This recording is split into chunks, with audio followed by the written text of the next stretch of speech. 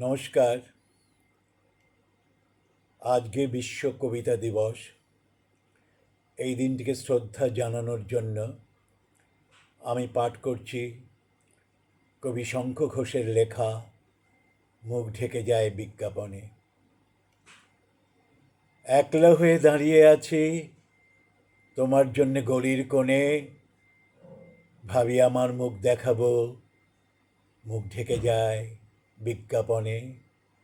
একটা দুটো সহজ কথা বলবো ভাবি চোখের আড়ে, জৌলুসে তা ঝলসে ওঠে বিজ্ঞাপনে রংবাহারে।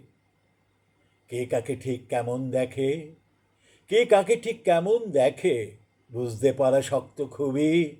হারে আমার বাড়িয়ে বলা, হারে আমার জন্মভূমি। বিকিয়ে গেছে চোখের চাওয়া, তোমার সঙ্গে ওতপ্রোত, নিয়ন আলোয় পণ্য হলো যা কিছু আজ ব্যক্তিগত।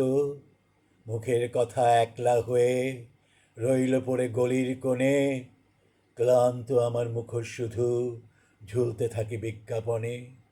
নমস্কার।